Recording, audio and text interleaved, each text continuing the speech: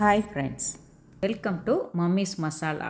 நீங்கள் எல்லாருமே நல்லா ஹெல்த்தியாகவும் ஹாப்பியாகவும் இருப்பீங்கன்னு சொல்லி நம்புகிறேன். ஆமாங்க, நம்ம சிங்கப்பூர் விட்டு கிளம்ப போகிறோம். ஸோ அதுக்கு முன்னால் நம்மளோட கிச்சனை எப்படியெல்லாம் க்ளீன் பண்ணி ஆர்கனைஸ் பண்ணி அரேஞ்ச் பண்ணி வச்சுட்டு போகிறோம் அப்படின்னு சொல்லி ஒரு vlog-ஆ தான் நான் உங்களோட ஷேர் பண்ணியிருக்கேன். இது ஆல்மோஸ்ட் பார்த்தீங்கன்னா நம்மளோட கிச்சன் டூர்னு கூட நீங்கள் எடுத்துக்கலாம். ஏன்னா வந்துட்டு நம்ம கிச்சனில் பண்ணுற எல்லா ஒர்க்கையுமே நான் இன்றைக்கி உங்களோட ஷேர் பண்ணியிருக்கேன். இது கண்டிப்பாக வந்து உங்களுக்கு யூஸ்ஃபுல்லாகவும் இன்ட்ரெஸ்டிங்காகவும் இன்ஃபர்மேட்டிவாகவும் இருக்குன்னு சொல்லி நம்புகிறேன். வாங்க பார்க்கலாம். எப்போவுமே பார்த்தீங்கன்னா வருஷத்தோட கடைசியில் வர இந்த நவம்பர் மாதம் தான் எனக்கு ரொம்ப பிடிக்கும். ஏன்னு பார்த்தீங்கன்னா அப்போ தான் நம்ம வந்து நம்ம நேட்டிவ் பிளேஸ்க்கு போக முடியும். ஸோ ஸ்கூல் வெக்கேஷனும் பார்த்தீங்கன்னா ஜூன், அதுக்கப்புறம் வந்துட்டு நவம்பர், டிசம்பர்.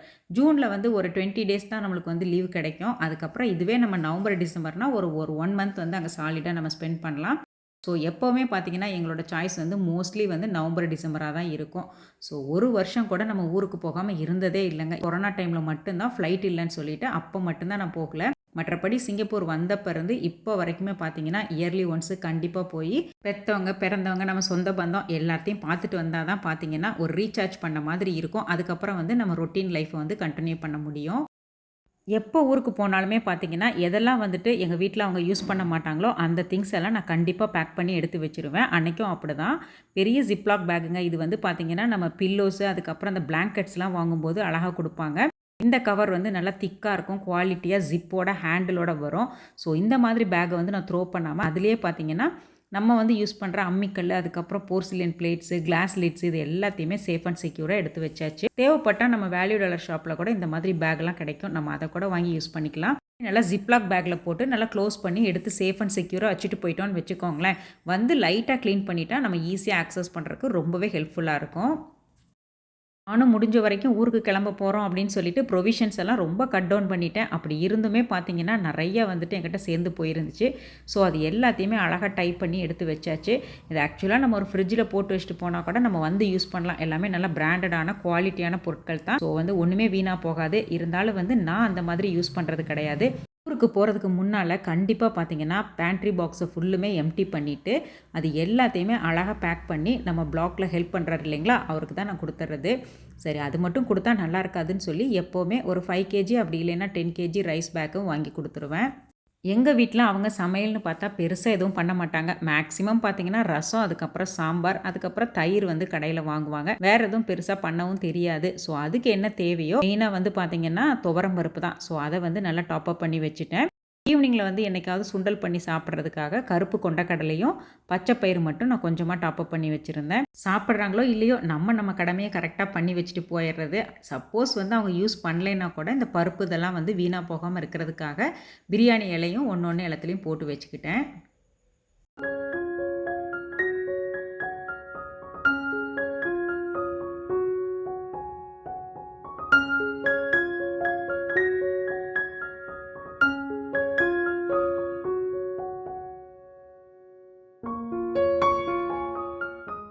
நம்ம கிச்சனில் எப்போவுமே பார்த்தீங்கன்னா 2 அஞ்சரை பெட்டி யூஸ் பண்ணுவோம். ஒன்று வந்து பார்த்தீங்கன்னா இந்த கிளாஸ் லிட்டு போட்டது லாஸ்ட் டைம் நம்ம ஊருக்கு போனப்போ வாங்கிட்டு வந்தது.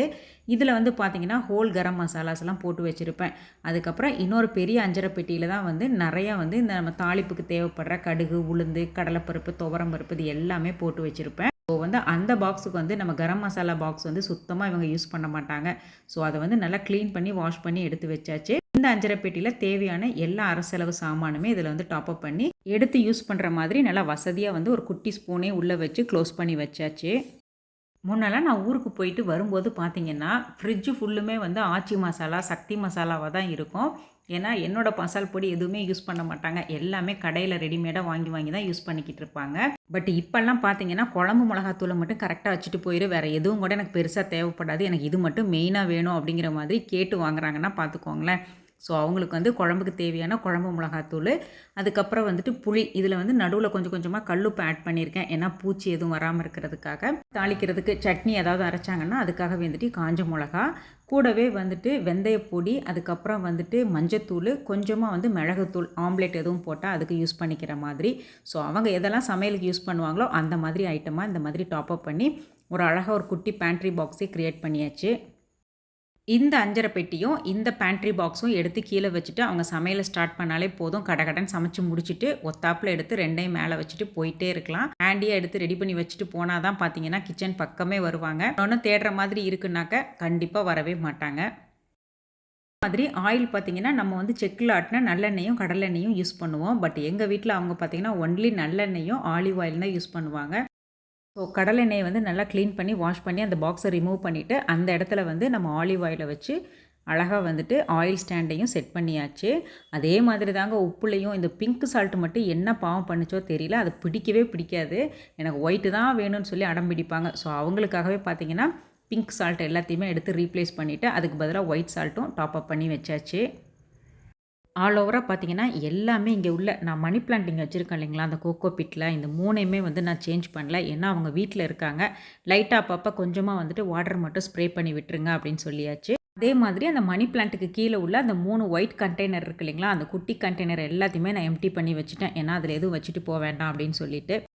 ஜனகராஜ் ஒரு படத்துல என் பொண்டாட்டி ஊருக்கு போயிட்டா அப்படின்னு சொல்லிட்டு சவுண்ட் குடுப்பாருல்லங்க, அந்த மாதிரி தான். இப்ப நம்ம இல்லன்னு வச்சுக்கோங்களேன், கண்டிப்பா போய் கடையில என்னென்ன விக்கிதோ எல்லாத்தையும் வாங்கிட்டு வந்து, வீடு பூரா 2, 3 ஸ்நாக்ஸ் ஐட்டத்த வச்சுட்டு சாப்பிட்டுட்டு இருப்பாங்க. ஸோ அத அவாய்ட் பண்ணுறதுக்காகவும், அந்த கிரேவிங்ஸ வந்து கண்ட்ரோல் பண்ணுறதுக்காகவும் தான் நான் என்ன பண்ணிட்டேன்னா, இந்த தடவ முறுக்கு சுட்டு வச்சுட்டு வந்தேன். ஏன்னா இப்ப தான் தீபாவளி முடிஞ்சுச்சு. ஸோ கொஞ்சமா வந்துட்டு இருந்த மாவுல வந்து ஒரு சூப்பரான கார முறுக்கு பண்ணி வச்சுட்டு, இது கூடவே வந்து காஜு கட்லி ஆல்ரெடி வந்து கேஷ்யூ நட் வீட்ல இருந்துச்சு. ஸோ அதையும் வச்சு ஒரு சூப்பரான காஜு கம்மர் கட்டும் பண்ணி வச்சாச்சு. ஈவினிங் டைமில் ஆஃபீஸ்லேருந்து வரும்போது நொறுக்கு தீனியாக எடுத்து சாப்பிட்டுக்கிறட்டும். கடையில் போய் வாங்கி சாப்பிட்றதுக்கு வீட்டில் செஞ்சு சாப்பிட்றது 1000 டைம்ஸ் பெட்டர் இல்லைங்களா? ஸோ அதனால் கொஞ்சம் சிரமம் பார்க்காம இதையும் கையோட பண்ணி வச்சாச்சு.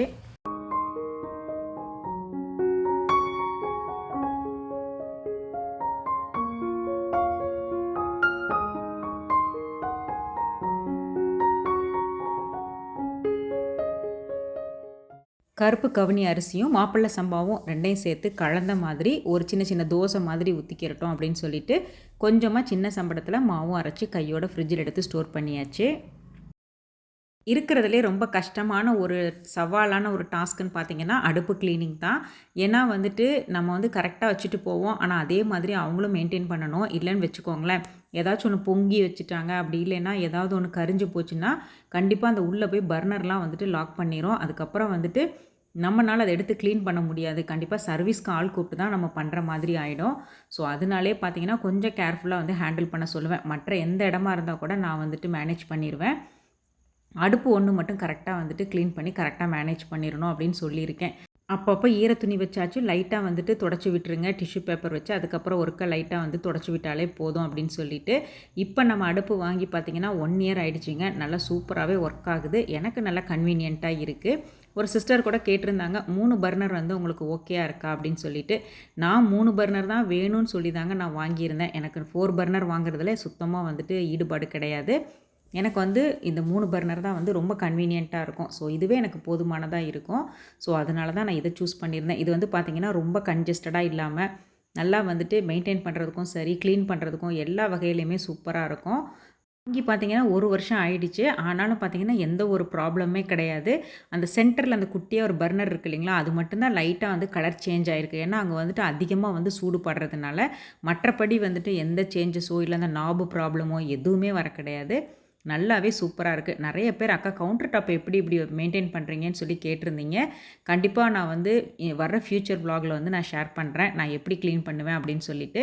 லைட் கிளீனிங்கோ, இல்ல வந்து டீப் கிளீனிங்கோ எது பண்ணாலுமே பார்த்தீங்கன்னா, ரெகுலரா வந்து கன்டினியூஸா பண்ணணும். அப்ப தான் வந்து அந்த பொருள் வந்து அதே மாதிரி மெயின்டெயின் ஆகும். நம்ம ஒன் டைம் வந்து நல்லா டீப்பா கிளீன் பண்ணிட்டு, அதுக்கப்புறம் அத சுத்தமா வந்து கண்டுக்காம விட்டுட்டு, திடீர்னு போய் திருப்பி நம்ம கிளீன் பண்ணும்போது பார்த்தீங்கன்னா, அந்த கிளென்லினஸ் வந்து சுத்தமா வராது. ஸோ ரெகுலர் இன்டர்வல்ல கரெக்ட்டா வந்து எப்பவுமே நம்ம கிளீன் பண்ணிக்கிட்டே இருந்தோம்னு வச்சுக்கோங்களேன், வேலையும் ரொம்ப சுலபமா இருக்கும். அதே சமயத்தில பொருளும் நல்லா புதுசு மாரியே இருக்கும். ஒரு பொருளா இருந்தாலும், ஒரு இடமா இருந்தாலும் சுத்தமா இருந்துச்சுன்னு வச்சுக்கோங்களேன், நமக்கே வந்து ஒரு மாரி பாசிட்டிவ் வைப் நம்மளுக்கு வந்துரும். நம்மளுக்கும் வேலை செய்றது வந்து இன்னும் கொஞ்சம் இன்ட்ரெஸ்ட் அதிகமாகும். ஸோ, அதனாலேயே பார்த்தீங்கன்னா, எல்லாமே நம்ம வந்து முடிஞ்ச வரைக்கும் அடிக்கடி ரெகுலர் மெயின்டெனன்ஸ் பண்ணிக்கிட்டோம்னாலே போதும். எல்லாமே சூப்பரா இருக்கும். Normal dish wash liquid use பண்ணி நம்ம ஃப்ரிட்ஜில் உள்ள அந்த எல்லா ட்ரே எல்லாத்தையுமே எடுத்து நல்லா வந்துட்டு க்ளீன் பண்ணி வாஷ் பண்ணி எடுத்தாச்சு. இது மாதிரி ஒரு மந்த்லி ஒன்ஸ் க்ளீன் பண்ணாலே போதுங்க. நல்லா பளிச்சுன்னு இருக்கும். நான் ஃப்ரிட்ஜுக்கு பெருசாக எந்த ஒரு ஆர்கனைசரோ இல்லை வந்துட்டு மேட்டு இந்த மாதிரிலாம் எதுவுமே நான் யூஸ் பண்ண மாட்டேன்.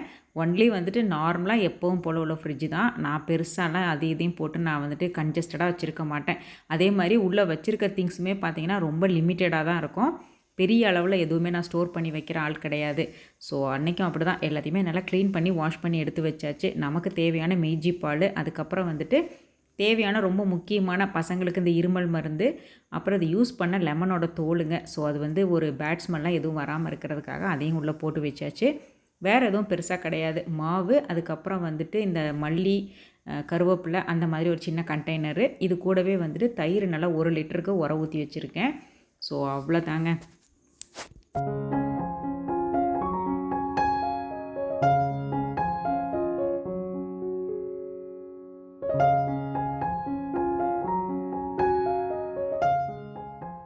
பொண்ணுங்க பண்ணுற சேட்டை பாருங்களேன், என்னை பயமுறுத்துறதுக்கா ஒரு மாதிரி ஹாலோவின் மாதிரி ஒரு இதை கட் பண்ணி அதில் வந்து சுற்றியும் அந்த மேக்னெட் இதெல்லாம் ஒட்டி வச்சு அது ஒரு பொம்மை மாதிரி க்ரியேட் பண்ணி வச்சுட்டு போயிருக்காங்க. அதே மாதிரி தாங்க இந்த நம்ம அந்த பாத்திரம்லாம் ட்ரை பண்ணுவோம் இல்லையா, அந்த பேஸ்கெட்டையும் நான் க்ளீன் பண்ணி வாஷ் பண்ணி எடுத்து வச்சுட்டேன். அவங்க யூஸ் பண்ணுறதே ஒரு குக்கரு, ஒரு பிளேட்டு, 2 டம்ளர் இந்த அளவு தான் இருக்கும். ஸோ அவங்களுக்கு தேவையானது மட்டும் வந்துட்டு நம்ம ஸ்டாண்டில் வச்சுட்டு மிச்சம் எல்லாத்தையுமே நான் வந்துட்டு க்ளீன் பண்ணி வாஷ் பண்ணி எடுத்தாச்சு. இந்த பாத்திரம் வந்து ட்ரை பண்ணுற அந்த ஸ்டாண்டு பார்த்திங்கன்னா, நான் வந்து அமேசானில் தாங்க வாங்கியிருந்தேன். 1500 நினைக்கிறேன். ப்ரைஸ் எனக்கு கரெக்டாக தெரியல. நீங்கள் வேணால் செக் பண்ணி பாருங்கள். இதோட லிங்க் வந்து நான் டிஸ்கிரிப்ஷனில் கொடுக்குறேன். செக் பண்ணி பாருங்கள். நிறைய வந்துட்டு இப்போ மார்க்கெட்டில் அவைலபிளாக இருக்குது. சைஸ் வாரியாக, டிசைன் வாரியாலாம். ஸோ உங்களுக்கு எது கன்வீனியன்ட்டோ அந்த மாதிரி வாங்கிக்கோங்க. நான் வந்துட்டு இந்த மாதிரி ரெக்டாங்கிள் ஷேப் தான் சூஸ் பண்ணியிருந்தேன். இதை வந்து நான் அப்படியே ஃபோல்டெல்லாம் எதுவும் பண்ணலை. அப்படியே தான் நான் வச்சு சூட்கேஸில் வச்சு எடுத்துகிட்டு வந்திருந்தேன். அடுப்புக்கு அடுத்து நம்ம அதிகமாக யூஸ் பண்ணுற இன்னொரு இடம்னு பார்த்திங்கன்னா இந்த சிங்க் ஏரியா தாங்க.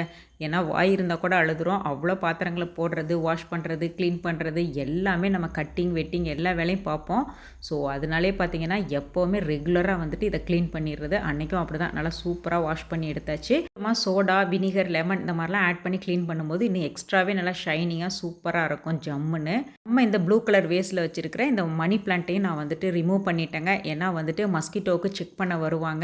இவங்க கண்டிப்பாக இதெல்லாம் வந்துட்டு பார்த்துக்கிட்டு இருக்க மாட்டாங்க. ஸோ அதனாலே பார்த்திங்கன்னா நான் வந்துட்டு இந்த மணி பிளான்ட்டை ரிமூவ் பண்ணிவிட்டு அந்த வேஸை நல்லா க்ளீன் பண்ணி வாஷ் பண்ணி எடுத்து வச்சாச்சு.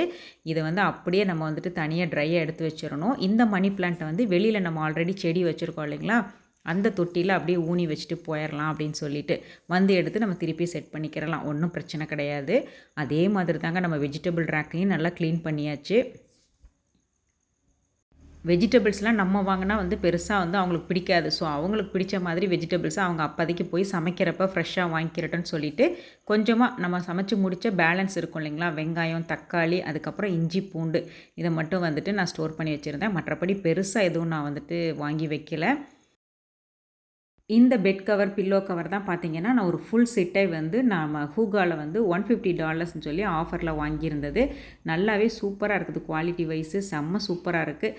இயர் எண்டு கூட நம்ம வந்து அங்கே ஆஃபர் போடுவாங்கன்னு சொல்லி சொன்னாங்க. பட் நாம் வந்து செக் பண்ண முடியாது. ஸோ அதையுமே வந்துட்டு செட் பண்ணியாச்சு. அழகாக பெட்டுக்கு போட்டு எல்லாத்தையுமே பழசெல்லாம் எடுத்து ரிமூவ் பண்ணி வாஷ் பண்ண போட்டுட்டு புது பெட் ஸ்ப்ரெட் எல்லா பெட்டுக்கும் மாற்றியாச்சு. ஊருக்கு போய் நம்ம என்ஜாய் பண்ணுறோமோ இல்லையோ, இங்கே வந்து சிங்கப்பூர்லேருந்து கிளம்புறதுக்குள்ளே பார்த்தீங்கன்னா வச்சு செய்கிற மாதிரி எல்லா வேலையும் இழுத்து போட்டு நம்மளே செஞ்சு முடிச்சுட்டு போனால் தான் மைண்டு கொஞ்சம் ரிலாக்ஸாக, கொஞ்சம் சாட்டிஸ்ஃபைடாக இருக்கும். இல்லைன்னு வச்சுக்கோங்களேன், ஐயோ அதை பண்ணலையே, இதை பண்ணலையே அப்படிங்கிற மாதிரி தான் இருக்கும். ரெண்டாவது எந்த அளவுக்கு நம்ம க்ளீன் பண்ணி வச்சுட்டு போகிறோமோ அந்த அளவுக்கு நம்மளுக்கு திருப்பி வந்து யூஸ் பண்ணும்போது ரொம்ப யூஸ்ஃபுல்லாக இருக்கும், ரொம்ப ஈஸியாக இருக்கும். ஏன்னா ஆல்ரெடி இப்போ நான்லாம் பார்த்தீங்கன்னா ஊர்லேருந்து வந்தோன்னே ஒரு 1 வீக்குக்கு ஃபுல்லாக அப்செட் ஆகியிருப்பேன். என்ன பண்ணுறது, ஏது பண்ணுறதுன்னு இந்த மந்திரிச்சு விட்ட கோழிலாம் சொல்லுவாங்களா, அந்த மாதிரி இருப்பேன்னு வச்சுக்கோங்களேன். ஒரு மாதிரி அதுக்கப்புறமா தான் அது இப்போல்லாம் பரவாயில்லைங்க. ஃபஸ்ட்லலாம் ரொம்ப ஒரு அழுகாத குறையாக இருப்பேன். இப்பப்போ பார்த்திங்கன்னா ஓகே தான். அதனாலே பார்த்திங்கன்னா எல்லாமே கரெக்டாக வச்சுட்டு போனால் தான் வந்தோடனே நம்மளுக்கு ஈஸியாக எடுத்து எல்லா வேலையும் பார்க்குறதுக்கு கொஞ்சம் மைண்டு வந்து சடனாக வரும். ஆஸ் யூஷுவல் பார்த்தீங்கன்னா கிச்சன் ஃப்ளோரெல்லாம் நல்லா வந்து வாஷ் பண்ணி க்ளீன் பண்ணி விட்டாச்சு. நல்லா சூப்பராக இருக்குது.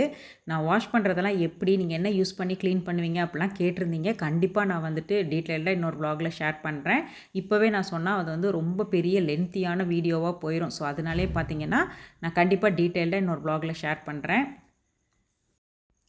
என்னால் முடிஞ்ச வரைக்கும் பார்த்திங்கன்னா எல்லா ஏரியாவுமே நல்லா க்ளீன் பண்ணி வாஷ் பண்ணி நீட்டாக ஆர்கனைஸ் பண்ணி அடுக்கி எடுத்து வச்சுட்டேன். இது எல்லாமே நான் ஒரே நாளில் பண்ணனான்னு கேட்டால் கண்டிப்பாக கிடையாது. நான் பிரித்து தான் பண்ணினேன். ஃபஸ்ட்டு வந்து எதெல்லாம் பண்ணணுமோ அந்த மாதிரி பிரிச்சுட்டு அதுக்கப்புறம் லாஸ்ட்டாக தான் வந்துட்டு ஊருக்கு போகிறதுக்கு மொதல் நாள் தான் பார்த்திங்கன்னா க்ளீனிங் ஒர்க் எல்லாத்தையுமே நான் 1 பை 1 முடிச்சிட்டேன். காலையிலே வந்துட்டு சமையலை முடிச்சுட்டு அதுக்கப்புறமா தான் நான் க்ளீனிங் ஒர்க்கெல்லாம் ஸ்டார்ட் பண்ணி அந்த மாதிரி பண்ணினேன். ஆர்கனைஸ் பண்ணி வைக்கிறதெல்லாம் நான் முன்னாலே வந்து பிளான் பண்ணி பண்ணிட்டேன். ஸ்நாக்ஸ் ப்ரிப்பேர் பண்ணுறது, மாவாட்டுறது அந்த மாதிரிலாம். ஸோ இந்த மாதிரி நான் வேலைகளை பிரித்து தான் செஞ்சேன். ஒரே நாள்லேயே எல்லா வேலையும் நான் பண்ணிட்டேன் அப்படின்ற மாதிரி கிடையாது. ஸோ இந்த மாதிரி பண்ணும்போது பார்த்திங்கன்னா நமக்கும் அந்த அலுப்பு தெரியாது, செஞ்ச ஒரு ஃபீலிங்கும் இருக்காது. ஆனால் எல்லாத்தையும் செஞ்சு முடிச்சுட்டு அதை பார்க்கும்போது ஒரு மனசில் ஒரு சந்தோஷம் வரும் பாருங்கள். அதுக்கு வந்து எவ்வளோ கொடுத்தாலும் தகுங்க, அவ்வளோ வந்துட்டு சூப்பராக இருக்கும். வீடியோவோட எண்டுக்கு வந்துட்டோம். நெக்ஸ்ட் வீக் இன்னொரு இன்ட்ரெஸ்டிங் vlogல நான் வந்து உங்களை மீட் பண்ணுறேன். வீடியோ உங்களுக்கு பிடிச்சிருந்துச்சின்னா சப்ஸ்கிரைப் பண்ணுங்கள். தேங்க்ஸ் ஃபார் வாட்சிங்.